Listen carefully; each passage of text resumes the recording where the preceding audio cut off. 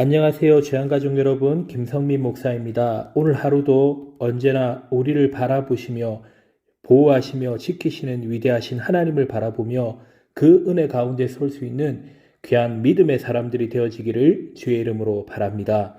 오늘의 주만나는 임마누엘의 축복을 기대하라라는 제목으로 창세기 16장 7절에서 16절 말씀을 묵상하고자 합니다. 우리는 16장 전반부에서 사라의 실수에 대해서 보았습니다.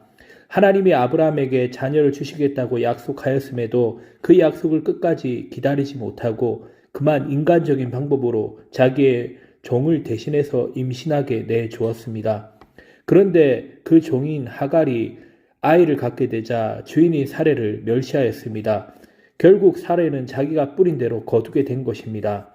그렇습니다. 성급하면 큰일을 그르칠 수가 있습니다. 우리는 하나님의 때를 인내하며 기다릴 줄 아는 자가 되어야 합니다. 하나님은 최상의 때에 최고의 것을 주시기 때문입니다. 오늘 아침에 우리는 바로 성급함을 버리고 하나님의 때를 구할 수 있는 그런 시간이 되어지기를 바랍니다. 사라는 더 이상 견딜 수가 없었습니다. 그래서 몸종인 하갈을 학대하기 시작합니다. 견디다 못한 하갈은 사레 앞에서 도망하였습니다. 오늘 본문을 통해서 우리는 어려움이 있을 때 어떻게 해야 하는가 하갈을 통해서 또한 배울 수 있기를 바랍니다. 첫째로 약속을 기억나게 하시는 하나님이십니다. 하갈은 사레의 학대를 피해 광야로 도망합니다. 하나님은 광야에서 하갈을 만나주시고 여주인 사레에게 돌아갈 것을 명령하십니다. 그리고 하갈에게서 나올 자식이 크게 번성하게 될 것을 약속하십니다. 하갈은 하나님이 주신 약속을 가지고 아브라함에게 돌아가게 됩니다. 하나님이 하갈에게 주신 약속으로 인해 아브라함은 하나님이 주셨던 약속을 기억하게 됩니다. 아브라함은 그 약속을 잊을지 모르지만 하나님은 결코 잊지 않으십니다. 그렇습니다. 하나님은 반드시 약속을 이루시기에 우리 성도는 말씀을 통해 그 약속을 매일매일 붙잡아야 합니다. 첫째로 하나님이 하갈에게 이스마엘에 대한 복을 약속하십니다. 하갈에게 하신 약속은 하나님이 아브라함에게 하셨던 약속을 생각나게 합니다. 약속을 기억하는 자는 고난을 겪을지라도 소망 가운데 인내할 수 있습니다. 둘째로 성도는 하나님의 약속을 기억하면서 살아가야 합니다. 하나님이 약속을 이루실 것이기 때문입니다. 하나님의 약속은 예수님의 오심으로 이미 성취되었고 예수님의 다시 오심으로 완성될 것입니다. 성도가 약속을 기억하는 방법은 말씀을 읽고 묵상하고 연구하는 것입니다. 성경은 하나님의 약속을 정확하고 분명하게 기록하고 있는 책이기 때문입니다. 성경을 읽으면서 하나님이 주신 약속 때문에 설레이십니까? 성경은 약속에 대한 책입니다. 약속의 내용은 하나님이 우리를 위해 일하시겠다는 것입니다. 그런데 성경을 보면서도 약속을 붙잡지 못하는 경우가 많습니다. 그것은 성경을 하나님이 우리에게 행동 규범을 제시하는 책으로 대하기 때문은 아닐까요? 하나님의 약속이 없는 사람은 무의미한 삶을 살게 됩니다. 따라서 우리는 언제나 하나님의 약속을 붙잡고 그것을 기억하기를 바랍니다.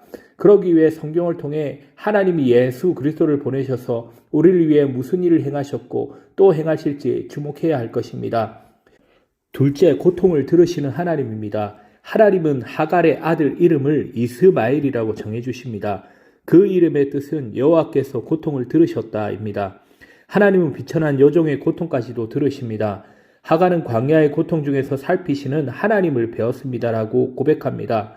성도가 고통 중에 있을 때 하나님은 성도를 내버려 두시는 것이 아니라 세세하게 살피십니다. 하나님은 하갈을 만나 주셨던 방법으로 아브라함에게 말씀하십니다. 하나님은 아브라함의 고통도 들으시고 살피십니다.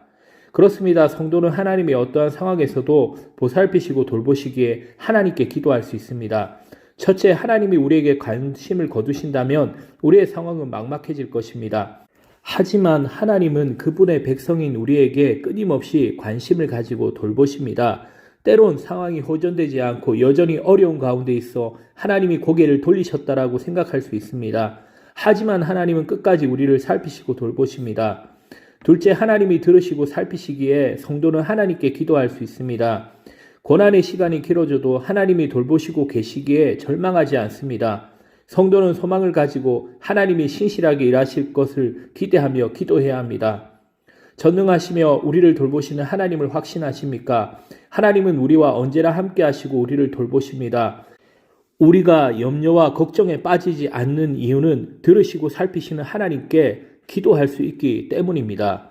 우리는 기도할 때 무릎을 꿇고 손을 모으고 눈을 감습니다. 왜냐하면 우리는 아무것도 할 수 없는 존재이기 때문입니다. 우리는 스스로 우리의 무력함을 인정하고 전능하신 하나님이 행하실 것을 기대해야 합니다. 상황만을 보고 불안과 초조, 염려와 걱정에 사로잡혀 있다면 그것은 성도의 참된 모습이 아닙니다. 온전히 말씀을 믿음으로 순종하며 살아가는 우리 모두가 되기를 주의 이름으로 바랍니다.